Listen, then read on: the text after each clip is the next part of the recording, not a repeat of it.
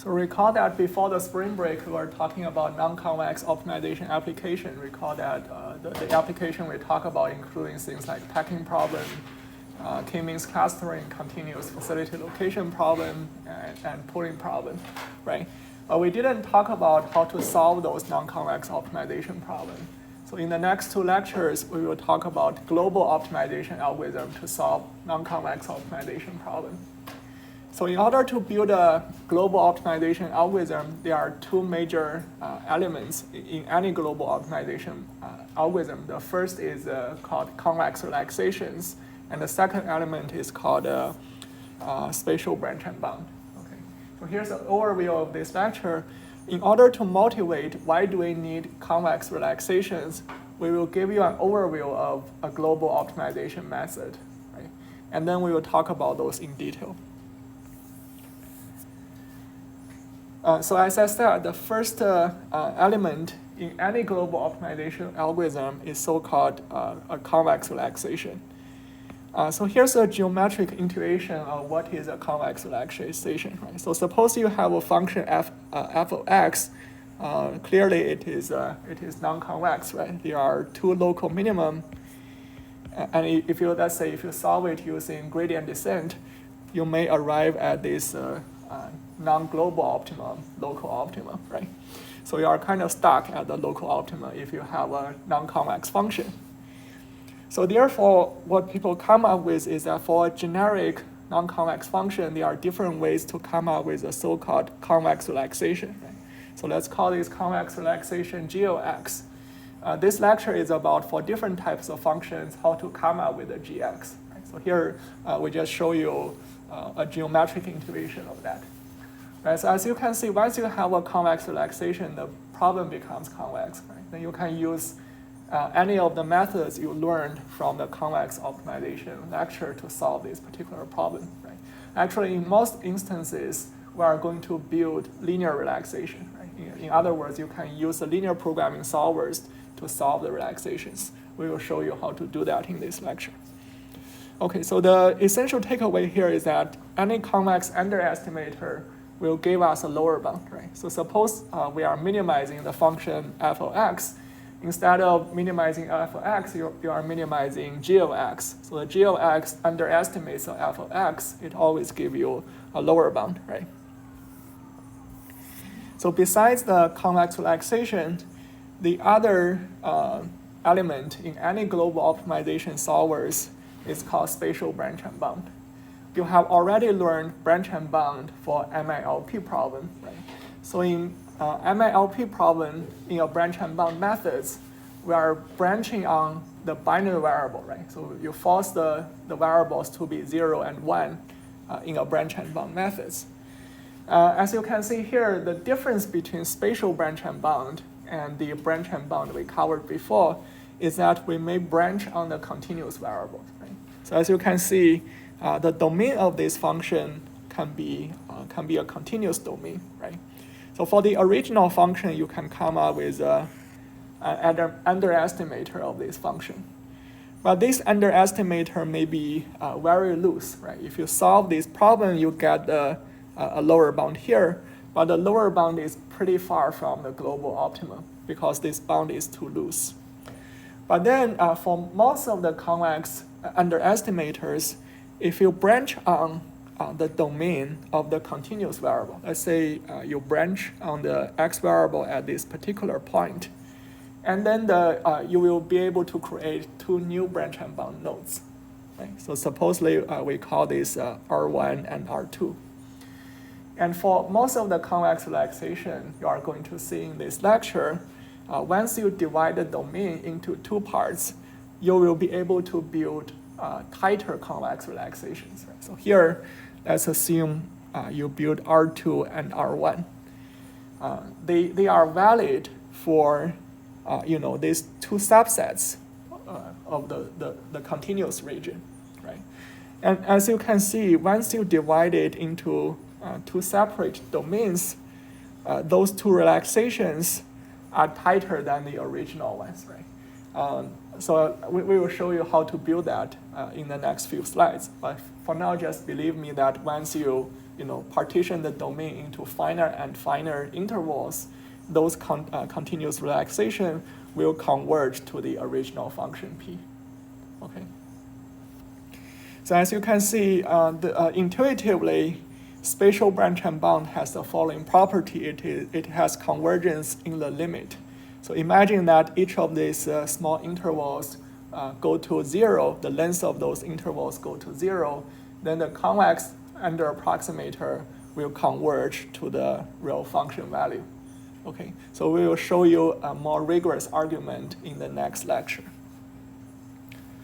Okay, so as you can see here, if we have a tighter convex relaxation, that usually means that you can converge in fewer iterations, right? So let's say if you have a relaxation which is tighter than the original relaxation, then you probably will only need a few iterations to converge.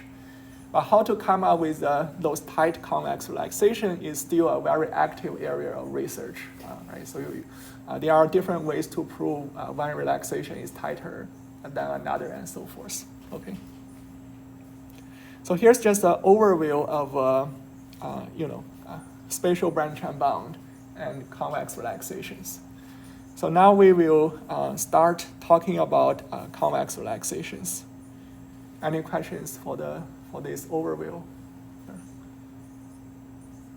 Okay, so the motivation is that we want to come up with a tighter convex relaxation, right? As tight as possible. Okay, so with that, we are going to define some sort of definitions for convex relaxation.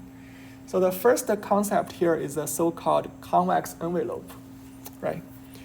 So don't look at all the notations now. Just look at the picture here. So here this function f of x drawn in this black curve here is a non-convex function. As you can imagine, there are different ways of coming up with convex underestimators, right? For example, you can come up with this orange underestimator here. And then you can come up with other types of, let's say, we have another estimator here. Suppose those are all valid convex underestimators of the original function f of x. Now the question is, how do we describe the tightest convex estimator, right? So as you can imagine, if you have a non-convex function, you would like to come up with the tightest convex estimator, which is this, the red line here, right? You cannot come up with a convex estimator that is tighter than the red curve here, right? Because once you move it up a little bit, it will violate the function. Okay, so here's the geometric intuition. Then algebraically, this is called a convex envelope. The definition is as follows. If you have a non-convex function f of x, gx is a convex envelope of f of x for all the x in the domain capital S. So here the domain is nothing but this, let's assume that it is a closed interval, right? That's a domain of x. Okay, so it is called a convex envelope if first the gx underscore g has to be a convex underestimator of fx, right? That just we need a convex estimator to solve the problem to global optimality, right? And g of x has to be greater than or equal to all the h underline of x for all the valid convex underestimator h underline x, right? In other words, the g underline x is always above, greater than or equal to any convex underestimator you can find, right? So in other words, the g underline x is the tightest convex estimator you can find for this function f of x, right? So that's the interpretation here. And then there is another way to state this problem. I don't know if you guys still remember what is the epigraph of a function. Remember the epigraph of a function is nothing but the set that is above this function. So this region is the so-called the epigraph of this function, right? So as you can imagine, an equivalent statement is the epigraph of underline gx is a convex hull of the epigraph of f of x, right? So that's just an equivalent statement since it is the tightest convex underestimator. We know that for any convex function, its epigraph is a convex set, right? So if you want to get the tightest estimator, then its epigraph would be the convex hull of the epigraph of f of x. Recall that the convex hull is nothing but the smallest convex set that contain the original set, right? So if you want the tightest estimator, you are talking about the epigraph is the smallest convex set. Okay, that's just another interpretation of the convex envelope, right? So to summarize, it is a very nice definition. You want to get the convex underestimator to be as tight as possible. And by a very simple analogy, there is something called a concave envelope. For example, here we have a non-convex function in a solid line, right? And this dashed line describes the convex envelope of this non-convex function, and this dotted line here, which is the tightest upper estimator or tightest overestimator of the function, is called a concave envelope, right? So if you want to define it rigorously, the overline of G is a concave envelope of f of x if G overline x is a concave overestimator of f of x, and overline G of x is greater than or equal to all hx, where hx is a concave overestimator, right? So it is like the tightest concave overestimator you can find, right? And geometrically, you can interpret as the hypograph of overline of G is a convex hull of the hypograph of f of x. Actually, this definition of hypograph is just the reverse definition of epigraph, right? It describes the region under the function f of x, right? The epigraph is describing the region over the function f of x. Okay. Any questions here? Okay. So then let's show what is a convex and concave envelope of the simplest non-convex function, right? You will encounter this so-called bilinear function very frequently in optimization, right? If you remember, we have those pooling problem, packing problem, k-means clustering. Those are all quadratic function, right? The reason they are non-convex is because of this bilinear term, right? If you have an x squared term, that's convex, right? But if you have a term which is x times y, then the Hessian is not a positive semi-definite. Okay. Right. Now let's consider this set w equals to x times y, and x has an upper and lower bound, y has an upper and lower bound, right? And we would like to describe the convex hull of this particular set.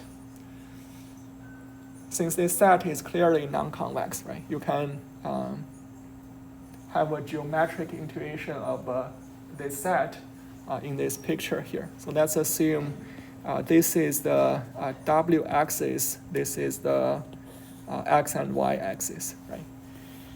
So you can see this shape is like a saddle curve type of thing, right? So in this particular plane, this curve is kind of like a convex curve, right? But if you look at this particular area, it is like a concave curve here, right? But if you look at this whole hyperplane, it is of course non-convex, right? If you pick any 2 points, most likely they are not in the set itself.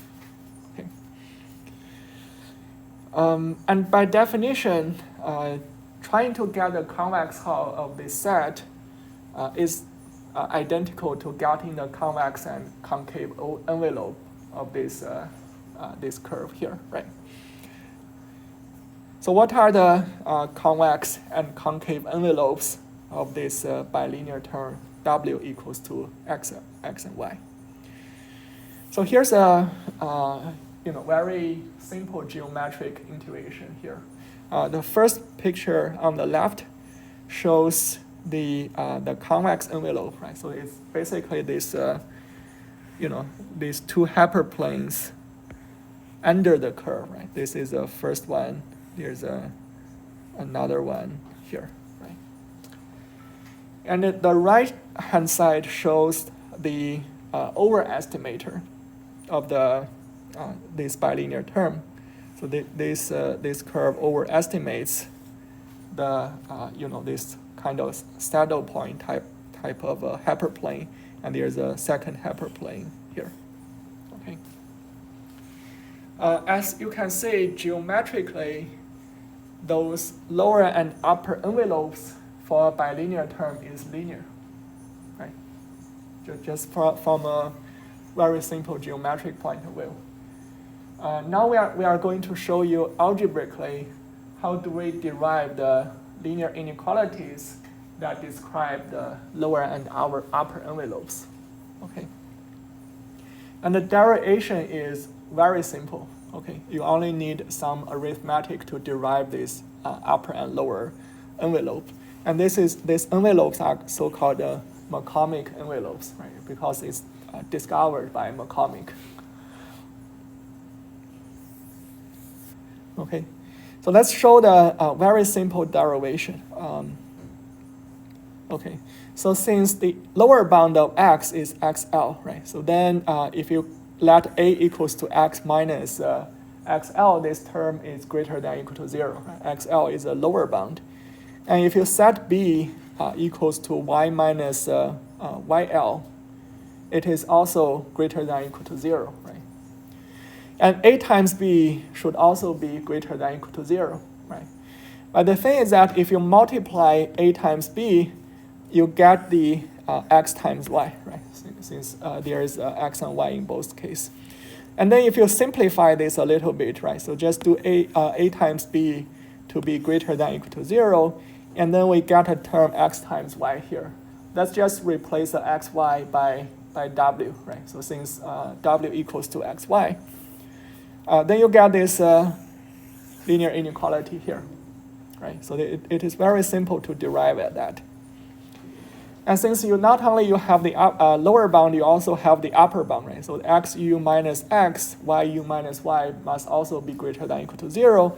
Then you get the second McCormick envelope.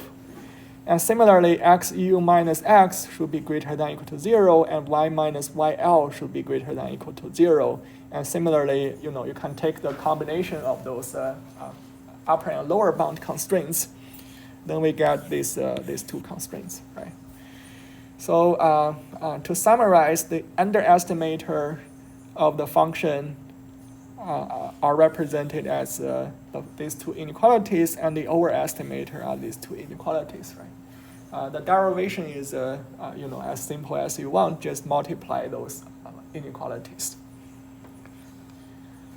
All right. So as you can see, the McCormick inequality is very easy to derive, and also all those inequalities are linear with respect to x and y, right?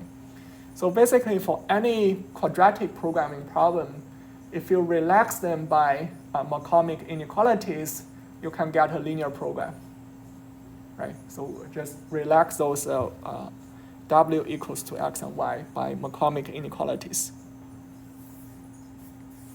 Yeah, so that's what I mean here.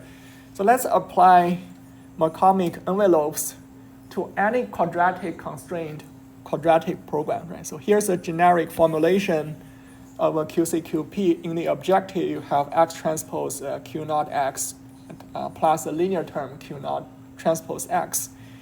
And assume we have K quadratic inequalities, X transpose Q sub K X times a linear term less than or equal to BK, right? And then we assume that QK can be any symmetric matrix, right? It doesn't have to be positive semi-definite. Then first we can do a reformulation. For each of these terms, X transpose QX is nothing but the summation of over IJ XI times XJ times QIJ, right? So let's just replace Xi times Xj by a n by n matrix. Let's call it capital X, right? So this term is nothing but the inner product of this capital X times QK, right? But we need to add this term that the capital X equals to small x, X transpose. So this constraint is essentially saying that the ij's element of xij is a small xi times a small xj for all ij, right? But this is like a matrix equation here, right? Is a notation clear here? All right. And now if you look at all those constraints here, constraints and objective, all the constraints are linear except this particular constraints, which is quadratic, right? And you have some bilinear term, xij equals to small xi times xj, right? And then with that, with the McCormick inequality we have derived, you can relax this constraint by the McCormick inequalities, right? Let's just apply McCormick inequalities n squared times. And then for each of these small x variable, you assume they have an upper and lower bound. Now we can replace the bilinear term xij equals to xi times xj through the four McCormick inequalities.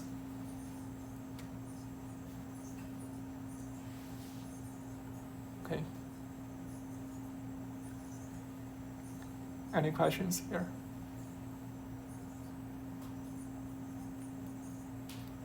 And those L and U are the upper bound and the lower bound for the small xi variable. So you have, xi is greater than or equal to Li less than or equal to Ui, right? So those are the upper bound and the lower bound for each of the variables you have. So here I did nothing but, you apply those what you derived here to these x, to each of these bilinear term in the problem. Yes? What if x didn't have like a lower bound and an upper bound? Yeah, that's a good point. Then, we have to assume some upper and lower bound, because if you want to solve global optimization problem, then in most cases you assume the variables are bounded. Okay. The other way to think about this is that maybe there are some global optimization problems that are bounded. Then you just do not add those inequality and see what happens, I would say. Yeah, but the other thing to keep in mind is that when you solve any non-convex optimization problem to global optimality, remember to add bounds on all the variables you have. Okay. So after you add bounds on all the variables you have and try to derive the bounds that are non-trivial, it's like the same thing you did with a big M, right? In the exam, you have a problem where you want to derive some non-trivial big M. In global optimization, you are going to do the same thing for all the continuous variables in your optimization problem. Okay. And why that is the case, you will see that in the next lecture. The tighter variable bounds will help you solve the problem much faster. Okay. Yeah. And that's probably, typically people don't have a problem with unboundedness in global optimization. It will be very hard for the solver to solve an unbounded problem. Okay. Any other questions? Yes? So just to clarify, all these like inequalities are just added constraints? Yes. So basically put in Yeah, so you just replace this non-convex constraint by all those linear constraints. Okay. Yeah. So you can apply this to some problems that are of interest. For example, in the homework this week, you are going to implement the pooling problem, and then you can implement the McCormick inequalities to the pooling problem and see how it works. So that will be the homework next week. You can try those McCormick envelopes. Yeah. So I want to clarify one simple but very essential point in global optimization, okay, before we get to other relaxations. So here's a question. After applying McCormick envelopes, we know that McCormick envelopes are the convex and concave envelopes for the bilinear terms, right? So if we apply McCormick envelopes to each of those bilinear terms, do we get the convex hull of the feasible region to the original problem? Recall that the feasible region is described by a bunch of linear inequalities, and this x equals to xx transpose by applying the McCormick envelopes. In other words, do we get the convex hull of the whole feasible region of the QCQP? So recall that a McCormick envelope is the convex hull for each of these bilinear terms you have, right? But if you apply those relaxation to each bilinear term individually, do we get the convex hull of the whole problem? Okay, that's a very important concept to digest, because that can motivate some of the other relaxation we are going to use, right? So if you let's say, for the sake of the argument, if you get the convex hull of the full problem just by applying the McCormick inequalities, then you are done, right? So you already get the tightest convex relaxation you can get for the whole problem. There are no other convex relaxation that is tighter, right? So that seems to be too good to be true, right? Since all those inequalities are very simple linear inequalities, but I already told you that QCQP are a very challenging class of problem, right? Any MLP problem can be converted to QCQP problem, right? So now if you already get a convex hull of any QCQP through those very simple McCormick inequalities, that seems to be too good to be true, right? So the answer is no in general. The reason is that if you apply McCormick envelopes, you are essentially convexifying each constraint individually without considering all the other constraints, right? So intuitively, you can see this from the following result. I wrote it.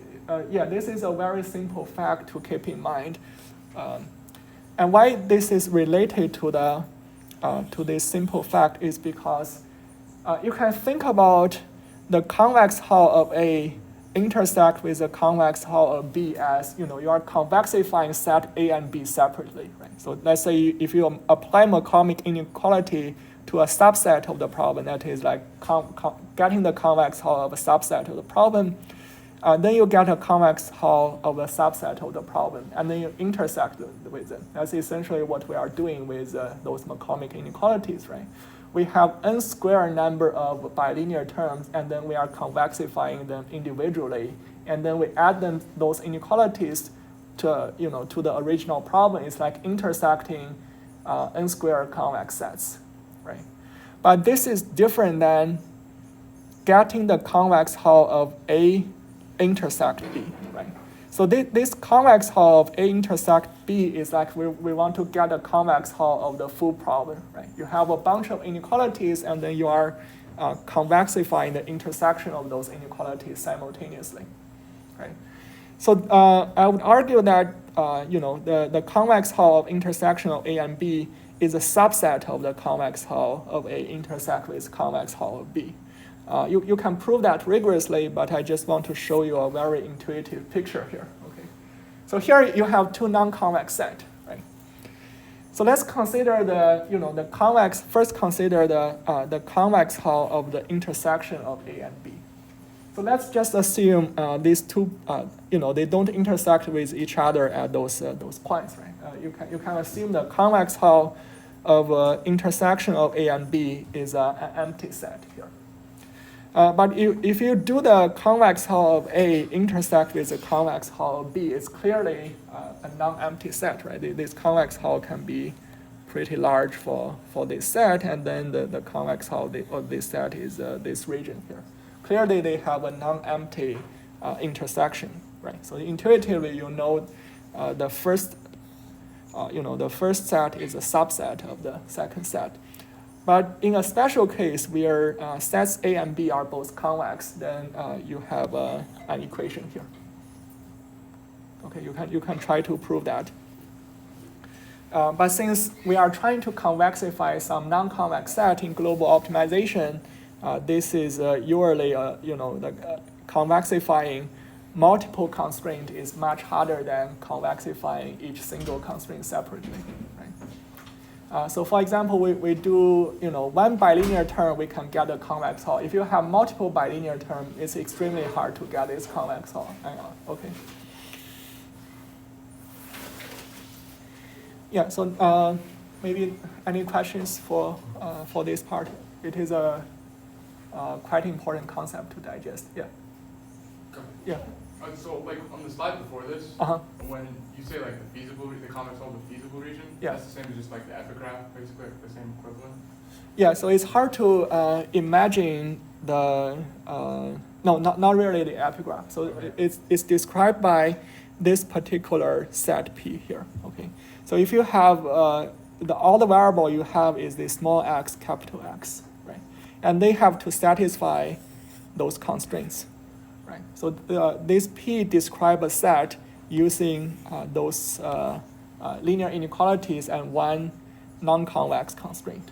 Right. So you consider all the small x and capital X that satisfy those constraints, and we take the convex hull of that set. Okay. Right. It's not really related to the epigraph. Okay. Right. Yeah. Yes. So if it's one bilinear term, and then you apply this, could you say that is the convex hull? Yeah, so if this set is only one bilinear term, then you can see it's a convex hull of that set. Yeah. Oh, and also you cannot add more linear inequality. It's only for this particular set. You can see it's a convex hull. So let's suppose you add another linear inequality to this problem, right? So let's say you cut off some of the regions here. Then this McCormick inequality is no longer the convex hull. Right? So you are cutting a huge chunk of this feasible region. Right? It's only for this very simple set the McCormick inequality is a convex hull.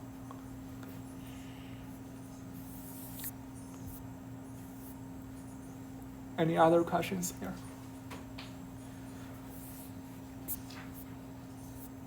All right, so as you can see with McCormick envelopes, you can come up with convex relaxations for most of the problem we discussed in the previous lecture, like the packing problem, continuous facility location, k-means clustering, and pooling problem. Another very well-studied application is so-called the AC optimal power flow problem. You may see that in the literature. It is also a QCQP problem. But then we already know that even if you do the McCormick envelope, we are not getting the convex hull of the full problem, right? A natural question to ask is how tight is the McCormick envelopes, right? So here I'm showing some empirical results, right? There's all those gaps are not rigorously proved. So if you apply McCormick relaxation to the pooling problem, you will find out that the McCormick relaxation of the PQ formulation is tighter than the McCormick relaxation of the P formulation and the Q formulation. That's the reason we want to use the PQ formulation. Remember in the previous lecture when we talk about the PQ formulation, we actually add one more redundant equation, right? It's like the sum of y times q equals to y, or something like that. So the reason is that those formulations are equivalent if you write them as a non-convex problem. But all the global solvers will use McCormick envelopes to solve those problems, right? And then the reason we prefer the PQ formulation is that the McCormick relaxation of the PQ formulation is tighter than the other two formulations. Okay, but this has been proved. So this argument is quite rigorous here. And the other thing is that McCormick relaxation is very useful and very powerful for the pooling problem. If you try a pooling problem and solve the McCormick relaxation, typically the relaxation you get is within 5% gap of the global optima. Right? So the pooling problem can be solved relatively effectively. But if you consider other problems, like those problems we talked about in the previous lecture, McCormick relaxation can be very weak. For example, you may still have 100% optimality gap after you have the McCormick relaxation. Okay, so the tightness of the relaxation depends on the property of the problem you are considering. Okay, so you can try it empirically to different problems, and then you will observe what I told you here.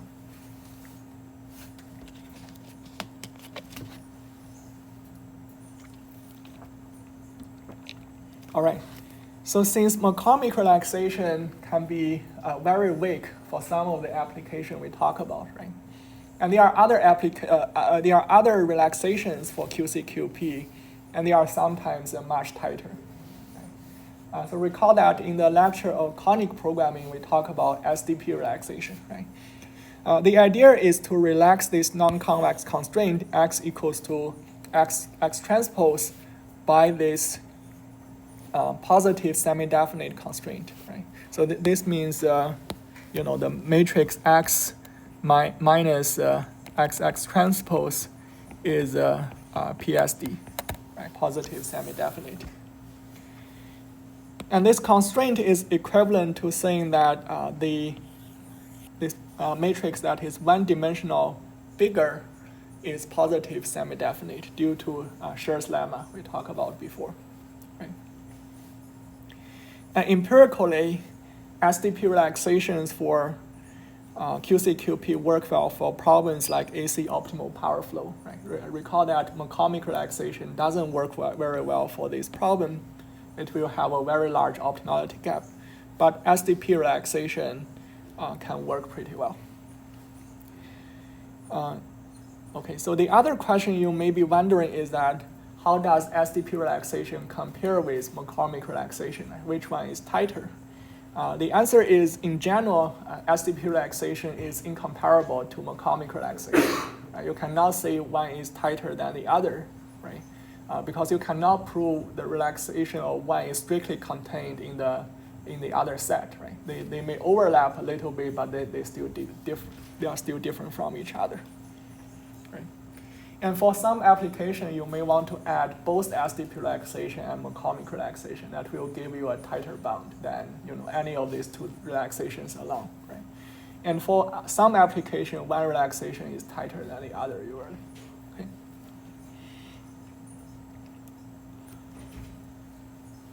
Yeah.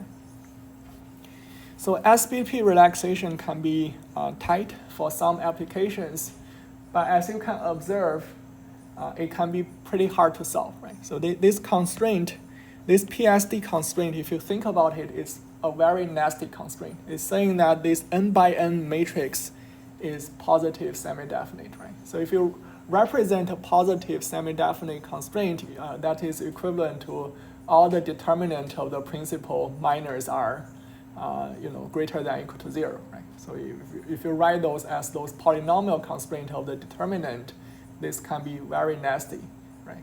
So then as you can imagine, this constraint, once you add it into an optimization problem, the SDP can be very challenging to solve, right? So that's a comment I want to make. of some practical considerations for SDP relaxation. Yes? Just going back a couple slides, but yeah. You mentioned like the PQ, P, and Q formulation. Yeah. What are those? Oh yeah, so that's what that's for the pooling problem. Okay. Right. So that yeah. Yeah, if you go to the previous lecture, for the pooling problem, we have 3 different ways of formulating those. Okay. And then, although those 3 formulations are equivalent, right? It's just various different ways of representing the variables. But in terms of the convex relaxation, the PQ formulation gives you a better McCormick relaxation. That's why we prefer the PQ reformulation. Any other questions? Okay, yeah. So in practice, if you solve SDP relaxations using the interior point solvers, like MOSIC is one commonly used interior point solver for any SDP problem, they can be pretty slow. Usually we are talking about 100 by 100 types of matrix. That is already pretty slow. But on the other hand, the LP solvers are much faster, right? And in practical implementations, for example, in the QCQP solvers like Groovy, linear cuts are generated to approximate, or we call it alter approximate, the PSD cone, instead of enforcing the PSD constraint directly, right? So remember, the definition of a matrix being positive semi-definite is that take any real vector of dimension n, then V transpose XV has to be greater than or equal to 0. Right? That's just the definition of a matrix being PSD. And V is any vector in Rn. Right?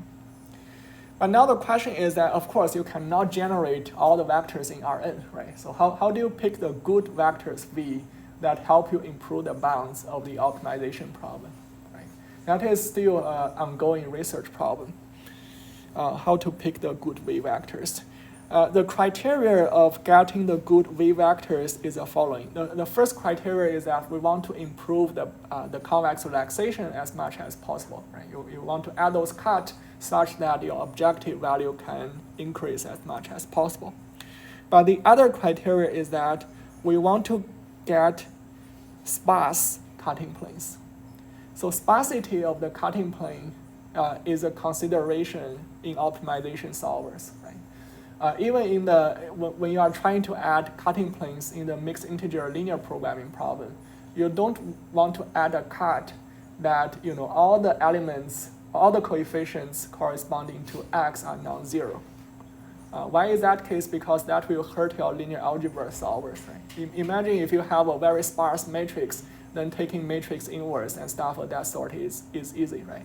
But if you have one single cut that is very dense, that will hurt your linear algebra by a lot, right? So that will slow down your linear programming problem. That's why when people try to derive a semi-definite programming cut like this, although they are linear, we will try to keep this vector V as sparse as possible, right? For example, maybe you only want to pick, let's say, 3 or 5 entries of V that are non-zero, okay? And that's actually what is implemented in Groovy. Yeah, so any questions before I move to a different relaxation? Yeah, so another quite commonly used ways of deriving relaxation is called the difference of convex relaxation. So, this is a quite generic methods of thinking about how to derive relaxations. So let's say you have a function f of x that is a difference of convex function, right? So f of x may be a non-convex function, but sometimes a non-convex function can be represented as the difference of 2 convex functions, px and qx. Okay, so p of x is convex, q of x is also convex, and f of x is a non-convex function. You will see that in a second, how it works, right?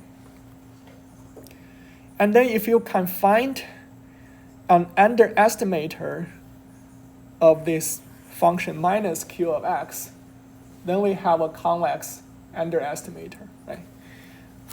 Why is that? Because the first part of function f of x, it is already convex, right? We don't really need to care about it anymore. But the second part of this function, let's call it minus q of x, this is a concave function, right? It's minus q of x. But if we can have a convex underestimator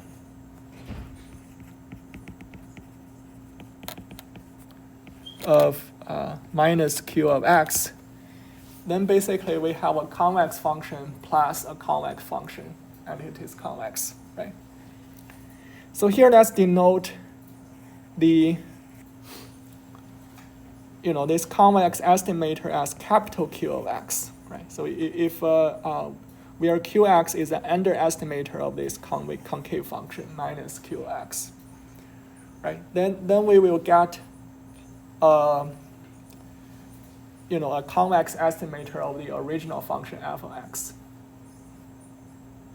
Okay, so this may sound too abstract. Let's go through this one possible example here, right? So let's assume a function with n variables is a non-convex function, right? So f of x is a non-convex function. So let's decompose f by the following, right?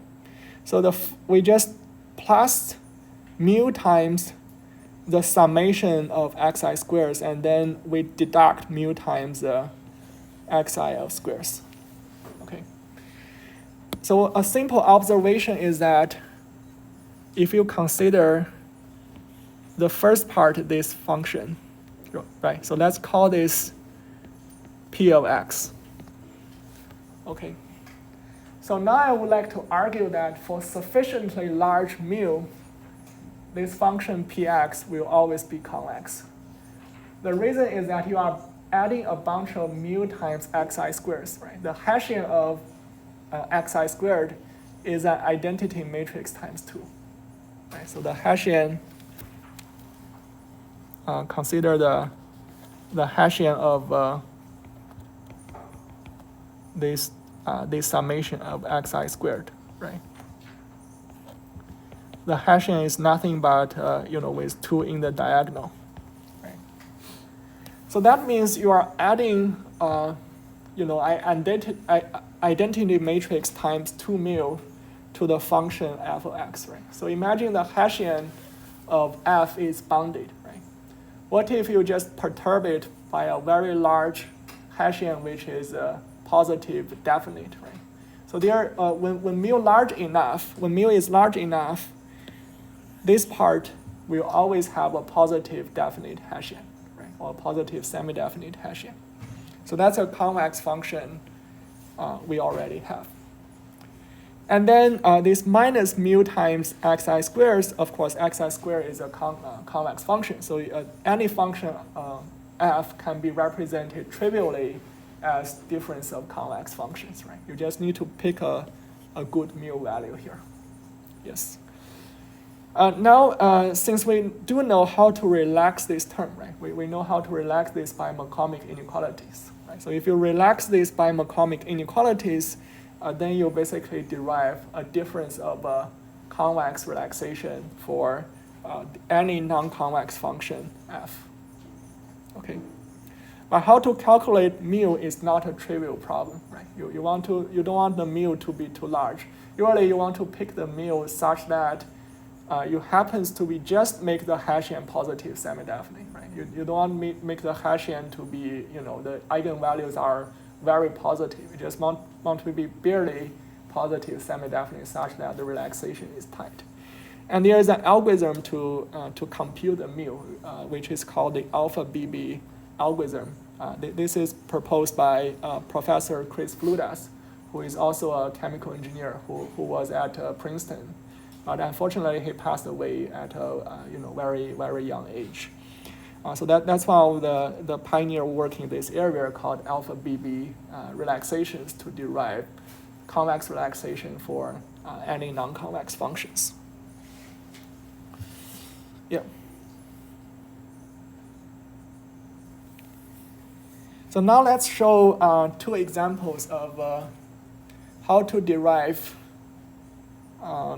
difference of convex relaxation for quadratic problems. Right? So if you have a f of x, which is quadratic, then we have x transpose qx times a linear term plus this uniform perturbation to the Hessian. Right? So in this case, you can pick mu simply to be the minus of the minimum eigenvalue of q. Right? With that, you will make this part to be a convex function. And the second example here is that what if we don't use a single mu? We have a diagonal matrix called diagonal alpha. So alpha is an n-dimensional vector. Right? So imagine you are not perturbing the Hessian uniformly with a mu, but for each of these diagonal element, we have, for example, you can denote it as alpha 1, alpha 2, all the way to alpha n. Right? So this is a non-uniform perturbation to the Hessian of the quadratic function. So if you sum it up, it will be q plus the diagonal matrices. Right? So you can pick any alpha such that this q plus the diagonal matrix of alpha is a positive semi-definite. Right? So that is a more general way of deriving convex relaxation for QCQP problem. Right? So in this case, how do you pick the good alpha? There are also some algorithms to help you pick the good alpha values here. Okay. Questions?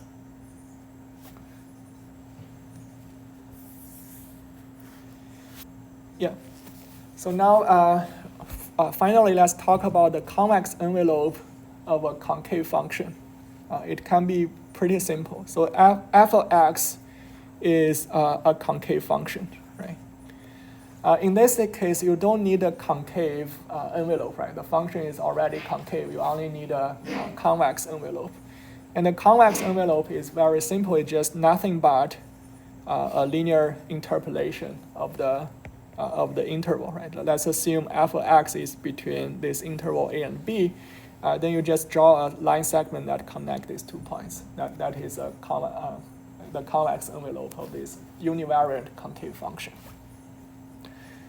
And you can apply this so-called secant approximation to concave function such as the log of x and x raised to the power of alpha, where alpha is strictly between 0 and 1. Those are the commonly used concave functions.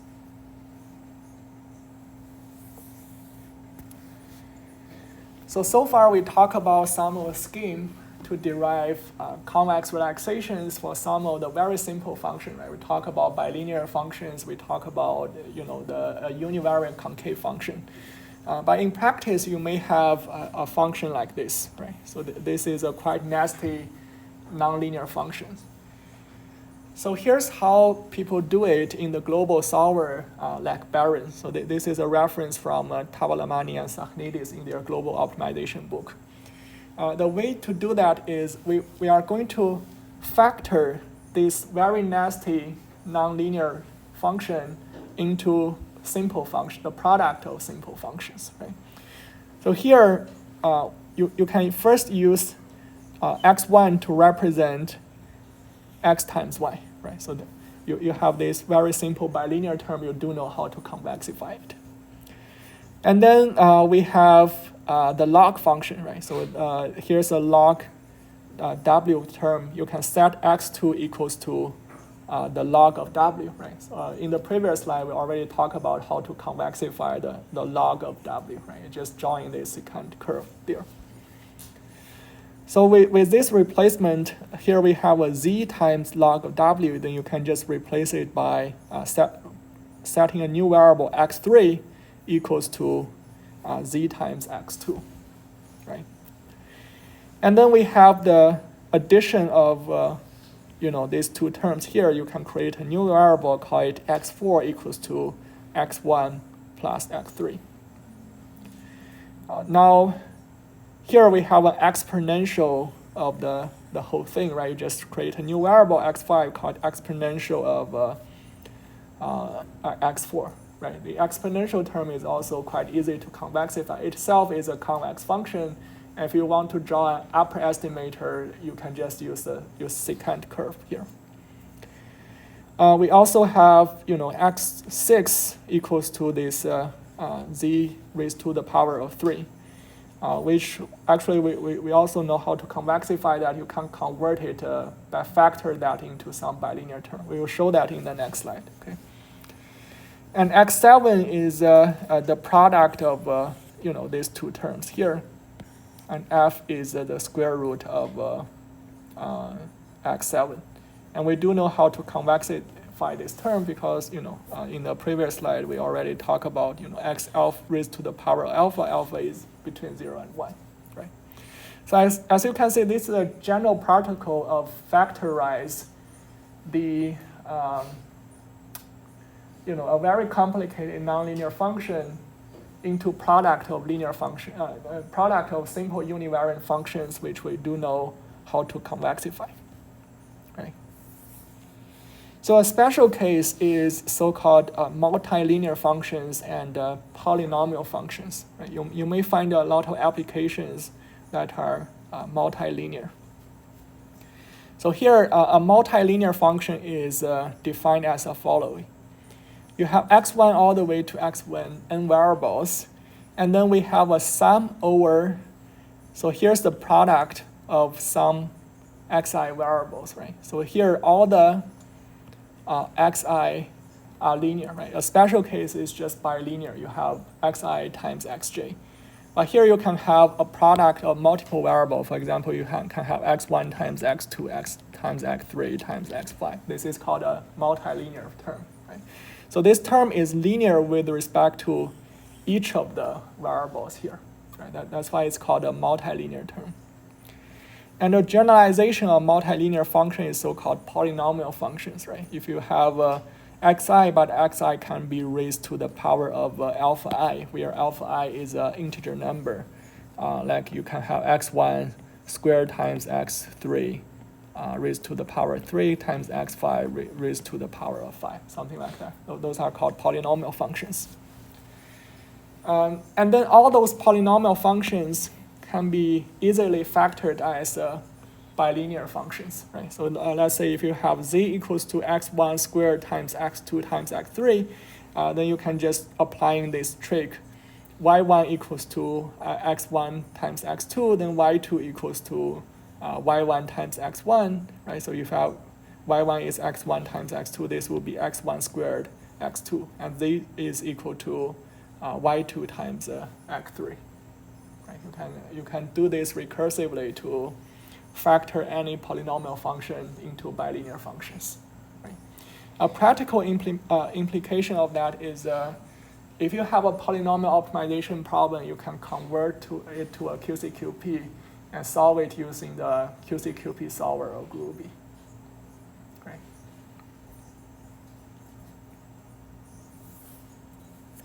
Yeah, so this is something we've talked about in a previous lecture, but I just want to remind you guys this very powerful piecewise linear approximation of a non-convex function. Right? So if you are working on an application, you have a very nasty nonlinear function like this, right? You may not want to throw it to the solver directly. What you can do is, if you don't care about accuracy that much, for example, then you will just do a piecewise linear approximation of this non-convex function using a couple of line segments to represent this non-convex function. So recall that we talked about this in the MILP lecture, where you can use so-called SOS2 type of constraint to represent any piecewise linear function. Right? Recall that the SOS2 is saying that you have some binary variables alpha, that binary variables lambda, that denote which piece you are in. Right? So let's say if you are in this particular piece, then this piece of function is a convex combination of these 2 points here, right? So the SOS2 constraint is saying that you can have 2 adjacent binary variables to be 1, all the others has to be 0, right? So if you are in this particular line segment, then these two adjacent binary variable would be 1, all the others are 0. And then you can use this formulation here.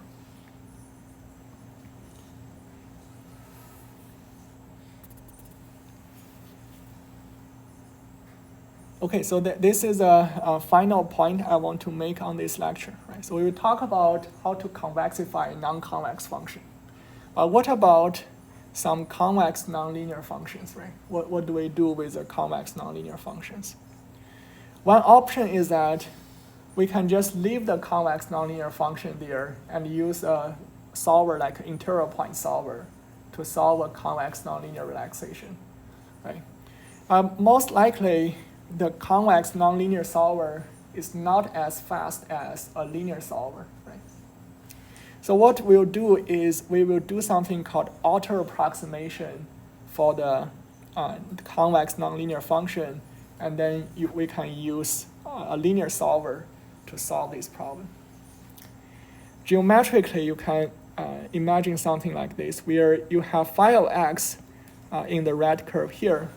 That is a convex nonlinear function.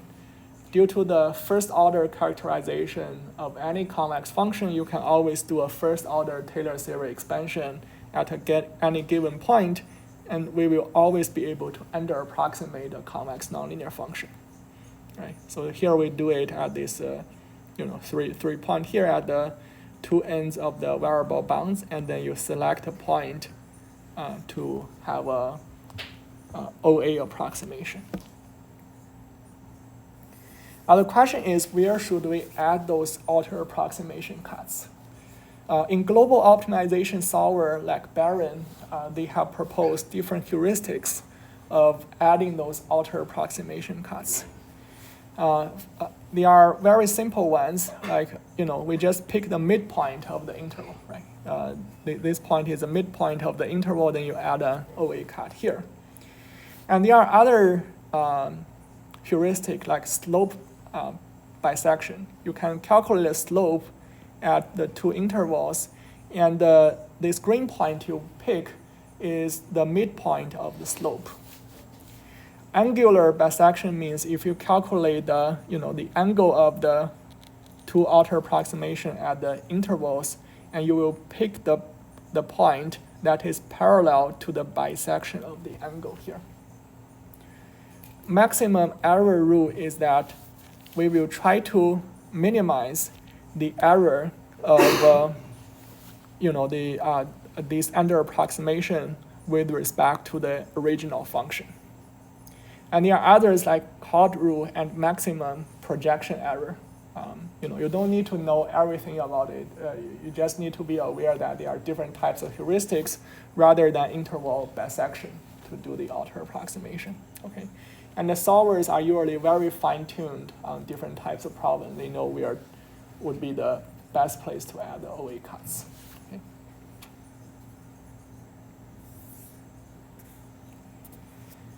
Yeah, so another concept that is part of the global solver is so-called automatic detection of convexity. Right? As you can imagine, if you have a global optimization solver like Baron, you need to detect which function is convex, which is not, right? So how does the solver do that? They use the things we talk about in lecture 2, where we talk about convex sets and convex functions in lecture 2, right? And there are different schemes to prove that whether a function is convex or not.